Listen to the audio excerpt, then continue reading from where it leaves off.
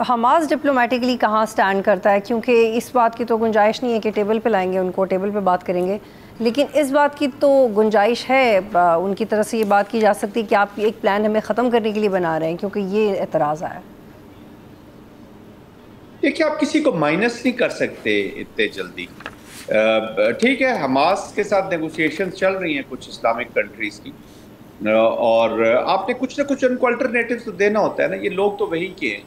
Hamas क्यों बनाई गई, क्यों बनती है, कौन बनाता है, अवामिल सब रिस्पॉन्सिबल होते हैं। ऐसे अवामिल होते हैं कि इस तरह की तंजीमें बन जाती हैं। और इसी मिडल ईस्ट में आपने डिफरेंट रोल भी देखा है। अहमद अल शरा को आपने देखा है शाम के अंदर, कि कल तक वो अलकायदा के और इस तरह वांटेड एक एलिमेंट थे, और आज वो प्रेसिडेंट बने हुए। बट मैं उसको इतना वो सपोर्ट नहीं कर रहा इस तरह। मैं ये नहीं कह रहा कि जी बिल्कुल आप हमास को शामिल कर लें, लेकिन आपको कोई ना कोई रोल या कोई ना कोई अगर आपने टोटल पीस की तरफ जा रहे हैं, पॉजिटिव पीस जिसको मैं कहता हूँ, it is not only restricting to the silencing of the guns. जो अवामिल है या जो मेन रीजन है उसका सोल्यूशन की तरफ आपने जाना है, तो आपको ऑल इंक्लूसिव करना पड़ेगा। ये नहीं हो सकता कि आप उनको बाहर कर दें, इनको अंदर कर दें, ये होंगे वो नहीं होंगे।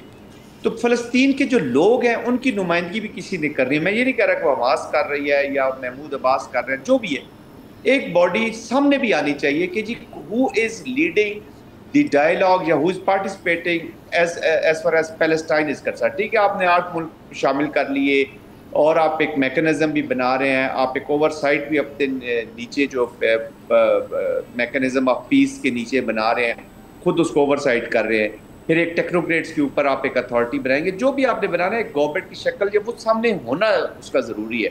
So people of Palestine should have confidence in them.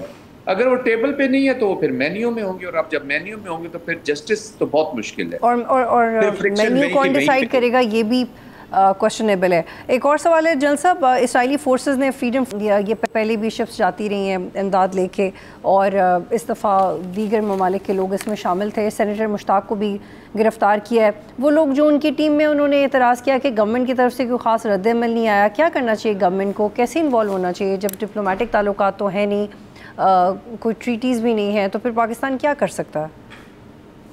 देखिए, Pakistan, I think prime minister साहब ने ट्वीट किया है उसके ऊपर, और आई एम श्योर कि फॉरेन ऑफिस जो है वो बिल्कुल अपनी एक्टिविटी कर रहा होगा। बट ऑफ कोर्स बाकी ममालिक ने भी उसके ऊपर एतराज़ किया है, बहुत लोग आवाज़ उठा रहे हैं। तो जो इंटरनेशनल आवाज़ें हैं उनके साथ हमें भी उठाने चाहिए, और इन लोगों को बिल्कुल पाकिस्तानी तो है ना जी। I think Pakistan should move, इसको और आगे परसू करना चाहिए, वाशिंगटन से बात करनी चाहिए, यूनाइटेड नेशन इस मामले को उठाना चाहिए, चाहे वो अपने तौर पे गए, बट वो पाकिस्तानी तो है और उनको अप्रिशिएट किया गया। Mostly Pakistanis are appreciating their effort, क्योंकि आपने जो UNRWA वहाँ पे नहीं है, आपने यूनाइटेड नेशन की इमदाद वहाँ पे नहीं जाने दे रहे, इंसानियत की तजलील हो रही है। जो मैकेनिज्म कॉन्फ्लिक्ट पीस मैनेजमेंट या मिटिगेशन के मैकेनिज्म्स हैं लाइक UN, उनको अंडरमाइन किया जा रहा है। तो फिर लोग इंडिविजुअल्स उठते हैं जी, इंडिविजुअल उठते हैं। ये तो एड लेके जा रहे हैं, और ये जो एड का काफिले जा रहे हैं, इसको राजपूत में आप इसको सिर्फ एड तक ना महदूद रखें। ये एक larger will and intention of the world है, and their sensitivity to the inhuman acts. ये जो इजराइल की स्टेट है जी, इसकी तो भी बहुत बड़ी ह्यूमनाइजेशन होनी है। ये तो इंसानियत से दूर चली गई है। लेकिन जनरल साहब अभी, और इसके साथ साथ एक ये भी बड़ा डिस्टर्बिंग फैक्ट है कि जो नक्शे रिसेंटली ग्रेटर इसराइल के शेयर किए हैं इजराइलियों की तरफ से, उसमें तो अरब ममालिक भी शामिल हैं। तो क्या इसका मतलब ये है कि सिर्फ 2 स्टेट सोल्यूशन तक नहीं रुकना चाहता इजराइल, और उसके दीगर प्लान्स हैं जिसको हम शायद उतना स्पीडीली एड्रेस नहीं कर रहे हैं? I think your analysis are correct.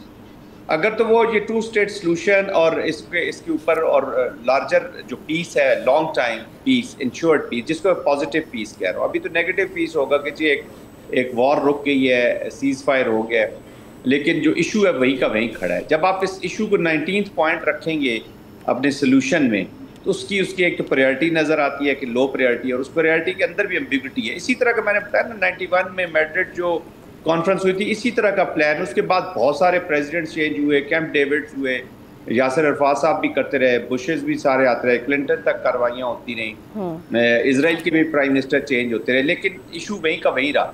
91 में 75,000 के करीब ला के बसाए गए थे। आज 7,50,000 इजरायली वहाँ पे ला के बसा दिए गए हैं। तो एक डेमोग्राफिक कू हो रहा है। स्लोली और ग्रेजुअली उधर बढ़ रहा है। फिर वही आपकी बात बिल्कुल दुरुस्त है कि अगर ये फ़लस्तीन के मामले पर नहीं रुकता और ये इस कॉन्फ्लिक्ट को जारी रखना चाहते हैं, then there is a reason. Subscribe करें और बेल दबाएं ताकि कोई खबर रह न जाए।